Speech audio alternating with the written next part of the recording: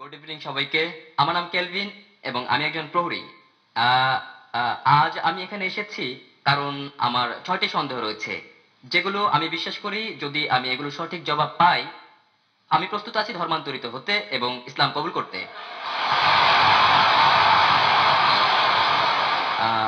আমার প্রথম প্রশ্ন দিয়ে শুরু করি। তা হচ্ছে, আমি কিভাবে জানবো ইসলাম হচ্ছে সঠিক পথ ইবাদতের? এবং আমি আমি এই প্রশ্নের পর আমি দ্বিতীয় প্রশ্ন করব, যা হচ্ছে এরকম: আমি কিভাবে জানবো যে বাণী প্রচার করছি তা ঈশ্বরের কাছে যাচ্ছে? ওকে। আহ, আমার তৃতীয় প্রশ্ন হচ্ছে, যখন থেকে আমি ডাক্তার জাকির নায়েকের কথা শুনছি, আপনি আগেই বলেছেন এবং আপনি প্রচার করেছেন, কোনো পথ নেই জান্নাতে যাওয়ার মুসাকে দেয়া নির্দেশনা কঠোরভাবে মেনে চলা ছাড়া। বর্তমান বিশ্বে মিডিয়ার সঙ্গে চ্যালেঞ্জ রয়েছে। আমাদের জীবনে যা আসে তা সবটাই আপনি জানেন। বর্তমান দিনে কিভাবে আমরা এই নিয়ম মেনে চলি এবং ঈশ্বর কি আপনাকে ক্ষমা করবেন যদি আপনি বারংবার ভুল করেন ও ক্ষমা চান? ভাই দুভাগে প্রশ্ন করতে চান? তিনটি 6টি প্রশ্ন করতে চান? প্রথম 3টি প্রশ্ন ভাই করে ফেলেছেন। কেমন করে আমি জানবো যে ইসলামে ইবাদত করা সঠিক? এটা বোঝা যেতে পারে ইসলামে কিভাবে আমরা ইবাদত করি সেটা কি ঠিক, অথবা এটা বোঝাতে পারেন যে ইসলাম কি সঠিক ধর্ম। আপনি কি বোঝাতে চান? আপনি জানতে চান কোনটা ইসলাম ইবাদতের ধারণা সম্পর্কে, সেটা কি ঠিক নাকি? ইসলাম কি ইবাদতের জন্য সঠিক ধর্ম? ভাই প্রথমে যে প্রশ্ন করেছেন তিনি জানতে চান কিভাবে তিনি জানবেন যে ইসলাম সঠিক ধর্ম আমাদের অনুসরণের জন্য, এবং দ্বিতীয় অংশ একই রকম, আমরা কিভাবে জানবো যে ইসলাম একমাত্র সত্যি। Yes sir. এবং তৃতীয়টি হচ্ছে, তিনি বলেছেন, আমার একটা লেকচারে বলা হয়েছে, যীশু খ্রিস্ট তারপর শান্তি বর্ষিত বলেছেন, যদি আপনি জান্নাতে যেতে চান আপনাকে সব নির্দেশনা মানতে হবে এবং তাওরাতে উল্লেখিত সকল নিয়মের অনুসরণ করতে হবে। কিভাবে এই যুগে আমরা তাওরাতের সব নিয়ম মেনে চলি? আমি চেষ্টা করব প্রথম দুটো প্রশ্নের জবাব একসঙ্গে দিতে। কি করে আপনি জানবেন যে ইসলাম সঠিক ধর্ম ইবাদতের জন্য, এবং কি করে আপনি জানবেন যে ইসলাম একমাত্র সত্যি? ইসলাম এসেছে আরবি শব্দ সালাম থেকে, যার মানে শান্তি। এটা আরো এসেছে আরবি শব্দ সিলম থেকে, যার মানে আল্লাহর কাছে নিজের ইচ্ছাকে সমর্পণ করা। ইসলাম মানে সর্বশক্তিমান ঈশ্বরের কাছে নিজের ইচ্ছাকে সমর্পণ করে শান্তি অর্জন করা। এবং কোন গ্রন্থের দাবি যে সেটা ঈশ্বরের বাণী, যে কোনো ধর্মকে প্রমাণ দিতে যে এটা সর্বশক্তিমান ঈশ্বরের কাছ থেকে এসেছে, এই ওহী, এই গ্রন্থ, এই ধর্মকে সময় পরীক্ষায় উত্তীর্ণ হতে হবে। অতীতে সেটা ছিল অলৌকিকতার যুগ এবং মহিমান্বিতকরণ হচ্ছে অলৌকিকের অলৌকিক। পরে আসলো সাহিত্য এবং কাব্যের যুগ। মুসলিম ও অমুসলিম আরব পণ্ডিতরা একই সুরে তারা দাবি করলেন যে মহিমান্বিত কোরআন ছিল পৃথিবীর বুকে সবচেয়ে ভালো আরবি সাহিত্য। তবে বর্তমানে যদি কোনো ধর্মগ্রন্থ কাব্যিক ঢঙ্গে বলে যে পৃথিবী সমতল, আধুনিক দুনিয়াকে তা গ্রহণ করবে? খুবই স্বাভাবিক না, কারণ বর্তমান হচ্ছে বিজ্ঞান ও প্রযুক্তির যুগ। তাহলে যদি আপনি এই পরীক্ষাটা করেন বিজ্ঞান ও প্রযুক্তির, বর্তমান সময়ে ধর্মগ্রন্থ সমূহের যেগুলো আমাদের কাছে আছে, বিশ্বের বিভিন্ন ধর্মের সকল ধর্মগ্রন্থ পরীক্ষায় ফেল করেছে কোরআন ছাড়া। দিয়েছি কোরআন ও আধুনিক বিজ্ঞান সাংঘর্ষিক নাকি সামঞ্জস্যপূর্ণ বিষয়ের উপর। আমার সময় এখানে হবে না প্রশ্নোত্তর পর্বে সম্পূর্ণ লেকচার দেওয়ার। তবে আমি উল্লেখ করতে চাই, অ্যালবার্ট আইনস্টাইন বলেছেন, প্রখ্যাত বিজ্ঞানী ও নোবেল পুরস্কার বিজয়ী, যে ধর্ম ছাড়া বিজ্ঞান পঙ্গু এবং ধর্ম বিজ্ঞান ছাড়া অন্ধ।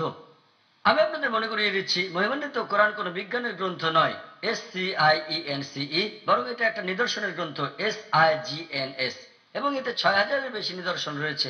মহিমান্বিত কোরআনে 6000-এর বেশি আয়াত আছে, যার মধ্যে 1000-এর বেশি আয়াত বিজ্ঞান নিয়ে বলেছে। যদি আপনি তুলনা করেন বৈজ্ঞানিক সত্যগুলো যা আমরা জানতে পেরেছি, আমরা দেখতে পাই যে বিজ্ঞান যা সম্প্রতি আবিষ্কার করেছে, হতে পারে 50 বছর আগে, 100 বছর আগে, 200 বছর আগে, 400 বছর আগে, মহিমান্বিত কোরআন তা উল্লেখ করেছে 1400 বছর আগে। কোরআনে বিশ্ব সৃষ্টি সম্পর্কে বলা হয়েছে সূরা আম্বিয়া অধ্যায় নম্বর 21 আয়াত নম্বর 30-এ, যা বিগ ব্যাং সম্পর্কে বিজ্ঞানীরা জেনেছেন কিছুদিন আগে, তারা 50 বছর আগে আবিষ্কার করেছেন, তা কোরআনে উল্লেখ করা হয়েছে 1400 বছর আগে। আমরা জেনেছি যে পৃথিবী বর্তুলাকার, যখন 1577 সালে স্যার ফ্রান্সিস ড্রেক জাহাজে করে পৃথিবী ভ্রমণ করেন। পবিত্র কোরআন বলছে সূরা নাজিয়াত অধ্যায় নম্বর 79 আয়াত নম্বর 30-এ, আমি পৃথিবীকে ডিম্বাকৃতি বানিয়েছি। ওয়াল আরদা বা'দা যালিকা দাহাহা। উট পাখির ডিমের কথা বলা হয়েছে, এবং আমরা জানি উট পাখির ডিম ডিম্বাকৃতি হয়। আমরা আগে ভাবতাম যে চাঁদের আলো তার নিজস্ব আলো। সম্প্রতি জানতে পেরেছি 100 বছর আগে, 200 বছর আগে, 300 বছর আগে যে চাঁদের আলো প্রতিফলিত আলো তার নিজস্ব আলো নয়। এ কথা কোরআনে উল্লেখ করা হয়েছে 1400 বছর আগে সূরা ফুরকান অধ্যায় নম্বর 25 আয়াত নম্বর 61-তে। তাহলে কে এসব তথ্য কোরআনে উল্লেখ করতে পারেন যা আমরা সম্প্রতি জানতে পেরেছি? আগে যখন আমি পড়তাম স্কুলে, আমি শিখেছিলাম যে সূর্য ঘুরে কিন্তু আবর্তিত হয় না এর নিজ কক্ষে।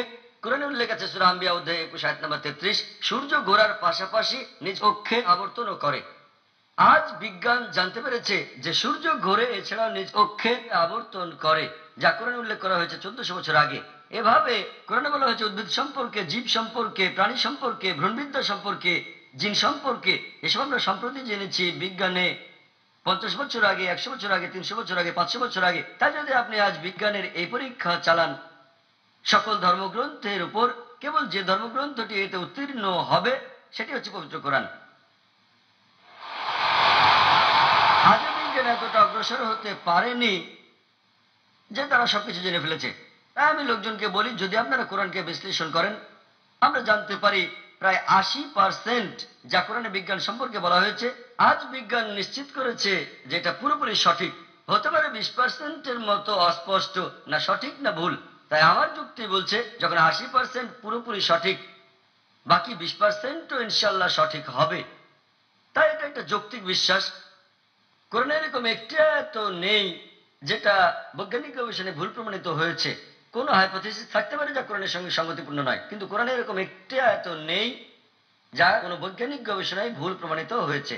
তাই এর উপর ভিত্তি করে যদি আপনি এই পরীক্ষা চালান যে কোনো ধর্মগ্রন্থে, কেবল যে ধর্মগ্রন্থটি এই পরীক্ষায় উত্তীর্ণ হয় তা হচ্ছে ইসলাম ও কোরআন। আমি শুরু করেছিলাম কোরআনের একটা আয়াত পাঠ করে সূরা ইসরা থেকে অধ্যায় নম্বর 17 আয়াত 81, যাতে বলা হয়েছে ওয়াকুল জাআল হক ওয়া যাকাল বাতিল ইন্নাল বাতিল কানা যাউকা। বলো সত্য এসে গেছে এবং মিথ্যা বিলুপ্ত হয়ে গেছে। আসলে মিথ্যা তার প্রকৃতিগত কারণে বিলুপ্ত হবে। তাহলে আপনি পরীক্ষা চালালে কেবল যে ধর্মটি পরীক্ষায় উত্তীর্ণ হয়, একমাত্র সত্য ধর্ম যা বিকৃত নয়। সেজন্য উইলিয়াম মুর বলেন, কেবল যে ধর্মগ্রন্থ তিনি বলেছিলেন 200 বছর আগে ইসলামের সমালোচক হিসেবে, কেবল যে ধর্মগ্রন্থটি যেটি বিকৃত করা হয়নি এবং যেটি বিশুদ্ধতা রক্ষা করেছে 1400 বছর ধরে, সেটি হচ্ছে পবিত্র কোরআন। তাই এই তথ্যের উপর ভিত্তি করে কেবল যে ধর্মের কথা আমরা ভাবতে পারি, আমরা বুঝতে পারি এবং বিশ্বাস করতে পারি যা সত্য এবং সঠিক, সেটা কোরআন। আপনার তৃতীয় প্রশ্ন নিয়ে বলি যে আমি আমার লেকচারে বলেছি যীশু খ্রিস্ট তারপর শান্তি পরিষদক বলেছেন যে আপনাদের ওল্ড টেস্টামেন্টের হিতোপদেশ অনুসরণ করতে হবে। আমি বাইবেলের উদ্ধৃতি দিয়েছি গসপেল অফ ম্যাথিউ অধ্যায় নম্বর 5 অনুচ্ছেদ নম্বর 17 থেকে 20, যেখানে যীশু খ্রিস্ট তারপর শান্তি পরিষদক বলেছেন যে যতক্ষণ পর্যন্ত তোমার ন্যায়পরায়ণতা ধর্মগুরু ও ফরিসীদের ন্যায়পরায়ণতাকে অতিক্রম না করে, কোনোভাবে কোনো উপায়ে তুমি স্বর্গরাজ্যে যেতে পারবে না। তাই আপনাকে ভালো খ্রিস্টান হতে হলে যীশু খ্রিস্টের তার উপর শান্তি পরিষদ হোক সময়, যদি আপনি স্বর্গে যেতে চান, আপনাকে ওল্ড টেস্টামেন্টের সব হিতোপদেশগুলো মেনে চলতে হবে। আপনি পারবেন না বিন্দু বিসর্গ হেরফের করতে। যদি তা করেন তাহলে আপনাকে স্বর্গের রাজ্যে ডাকা হবে না।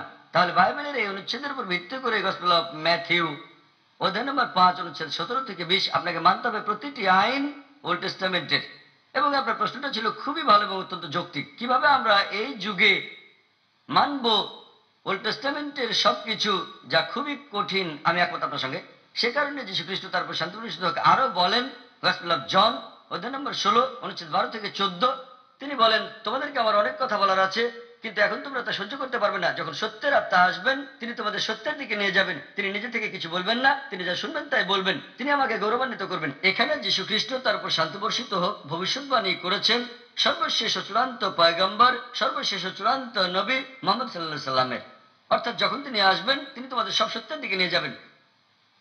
তার মানে যীশু খ্রিস্ট তার উপর শান্তি বর্ষিত হোক জানতেন বাইবেলে যা বর্ণিত আছে তা সবকিছু অনুসরণ করা যাবে না।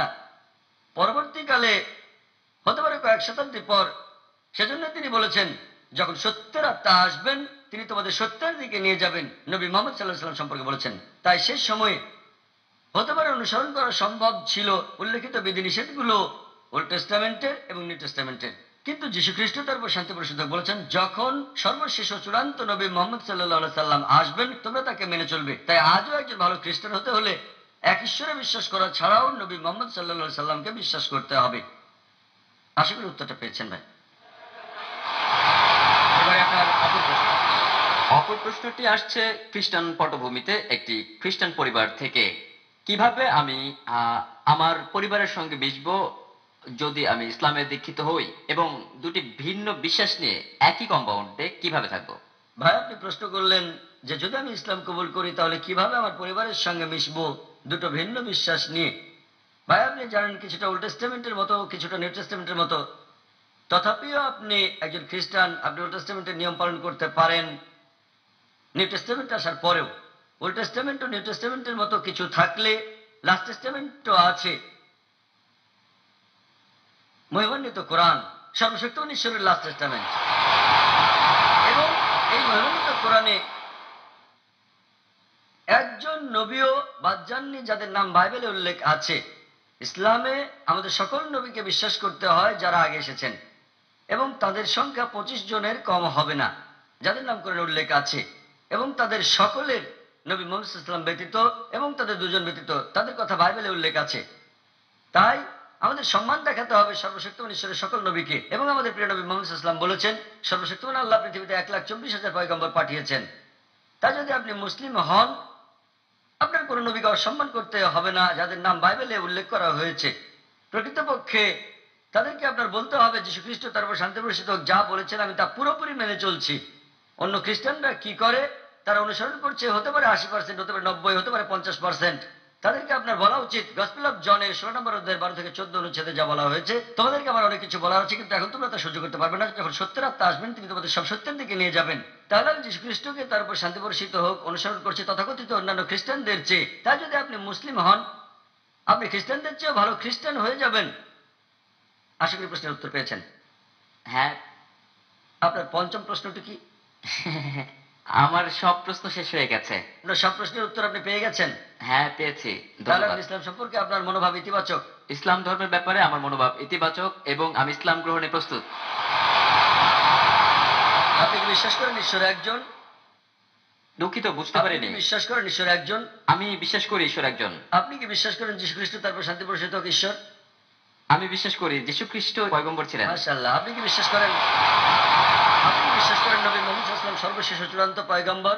আমি বিশ্বাস করি মহানবী মুহাম্মদ শেষ এবং চূড়ান্ত পয়গম্বর ছিলেন। মাশাআল্লাহ। ভাই, কেউ কি আপনাকে ইসলাম গ্রহণ করতে বাধ্য করছে? আমি গ্রহণ করতে প্রস্তুত। কেউ কি আপনাকে ইসলাম গ্রহণে বাধ্য করেছে? না, আমাকে কেউ বাধ্য করছে না, এটা আমার সিদ্ধান্ত।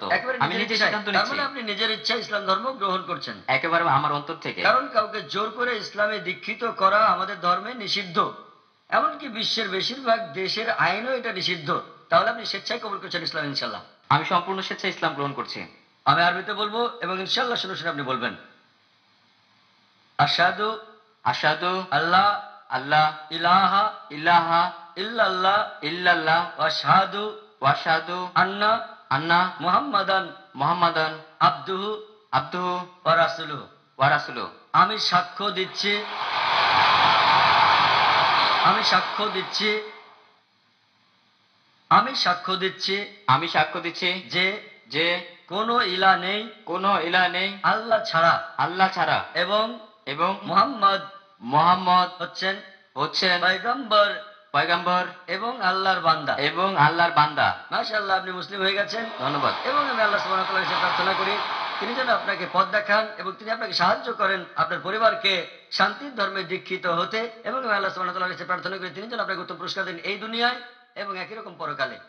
আলহামদুলিল্লাহ, আমিন।